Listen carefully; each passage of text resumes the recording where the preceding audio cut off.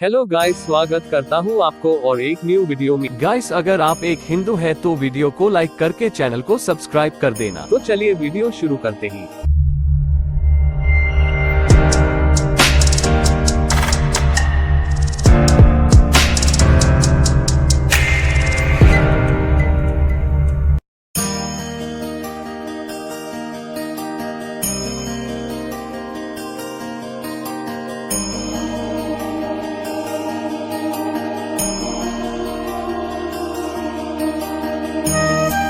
जब उत्तराधिकारी नामित करने का समय आया तो विदुर ने सुझाव दिया कि पांडु इसके लिए बेहतर उपयुक्त होंगे क्योंकि वह अंधे नहीं थे।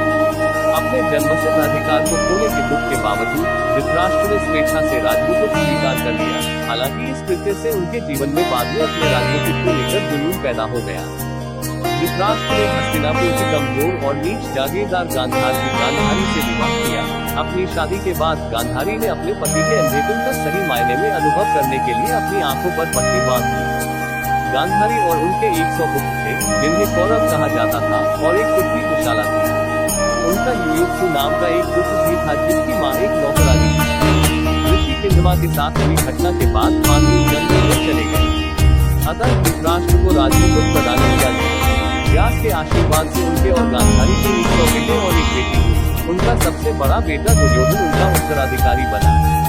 दुर्योधन के जन्म पर अपशकुन प्रकट हुए। कई ऋषियों और अधिकारियों ने धृतराष्ट्र और गांधारी को बच्चे को त्यागने की सलाह दी, परंतु उन्होंने ऐसा करने से इनकार कर दिया। दुर्योधन राजसी शिक्षा के साथ बड़ा हुआ और उसके माता पिता का मानना था कि वह एक महान उत्तराधिकारी होगा।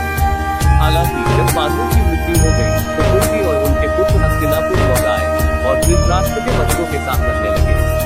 पांडु के सबसे बड़े पुत्र युधिष्ठिर दुर्योधन से बड़े थे। ये देखते हुए कि पांडु राजा थे और युधिष्ठिर का जन्म भगवान धर्म से हुआ था, उनका सिंहासन पर मजबूत दावा था। उत्तराधिकार संकट शुरू हुआ। हालांकि युधिष्ठिर की खूबियों को पहचानते हुए धृतराष्ट्र ने स्नेह में अंधे होकर अपने ही बेटे का पक्ष लिया। ब्राह्मणों, विदुर और भीष्म के बहुत दबाव पर धृतराष्ट्र ने अनिच्छा से युधिष्ठिर को अपना उत्तराधिकारी नामित किया। हाउस ऑफ ग्लास घटना के बाद, जिसमें माना जाता है कि पांडवों को आत्मदान कर दिया गया था, धृतराष्ट्र शोक मनाते हैं, लेकिन अंततः दुर्योधन को अपना उत्तराधिकारी घोषित करने में सक्षम थे। जब पांडवों के जीवित होने का पता चलता है तो कौरवों और पांडवों के बीच विवाद बढ़ने पर दुर्योधन ने उत्तराधिकारी के रूप में अपनी उपाधि छोड़ने से इनकार कर दिया। भीष्म की सलाह पर धृतराष्ट्र ने राज्य को विभाजित कर दिया। हस्तिनापुर को दुर्योधन को और खांडवप्रस्थ को युधिष्ठिर को दे दिया। गांधारी का भाई शकुनी पासों में माहिर था, क्योंकि वह अपने विरोधियों को भनक लगे बिना ही उन्हें पासों में डाल देता था। उसने अपने भतीजे दुर्योधन के साथ मिलकर पासे के खेल की साजिश रची और पांडवों को जुआ खेलने के लिए आमंत्रित किया। अंततः पांडवों ने अपना राज्य धन और प्रतिष्ठा खो दी और उन्हें 13 वर्षों के लिए निर्वासित कर दिया गया।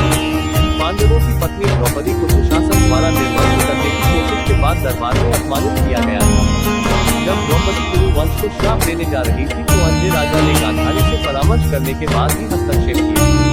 हालांकि विकर्ण और विदुर जैसे प्रतिष्ठित लोगों ने दुर्योधन के पापों पर आपत्ति जताई, लेकिन अधिकांश दर्शक हस्तिनापुर के प्रति अपने दायित्वों के कारण असहाय थे। धृतराष्ट्र बोल सकते थे, लेकिन नहीं बोले। पांडवों की शांति दूत के रूप में कृष्ण ने कौरवों को अपने रिश्तेदारों के रक्तपात से बचने के लिए मनाने के लिए हस्तिनापुर की यात्रा की। हालांकि दुर्योधन ने उसे गिरफ्तार करने की साजिश रची, जिसके परिणामस्वरूप मिशन विफल हो गया।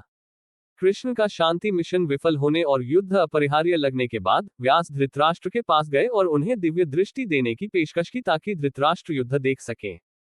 हालांकि अपने रिश्तेदारों का वध होते नहीं देखने के लिए धृतराष्ट्र ने अपने सारथी संजय को वरदान देने के लिए कहा। संजय ने कर्तव्यपरायणता पूर्वक अपने साथी को युद्ध के बारे में बताया और बताया कि कैसे भीम ने उसके सभी बच्चों को मार डाला। संजय अपने दृष्टिकोण और नैतिकता से राजा को चुनौती देते हुए अंधे राजा को सांत्वना देते थे। जब भगवान कृष्ण ने कुरुक्षेत्र के युद्ध के मैदान में अर्जुन को अपना विश्वरूप दिखाया तो धृतराष्ट्र को दिव्य दृष्टि न होने का अफसोस हुआ। आगे क्या हुआ हम अगली पार्ट में देखेंगे। गाइस, वीडियो अच्छा लगा तो लाइक करके चैनल को सब्सक्राइब कर देना। गाइस, मिलते हैं और एक न्यू वीडियो में। Bye bye.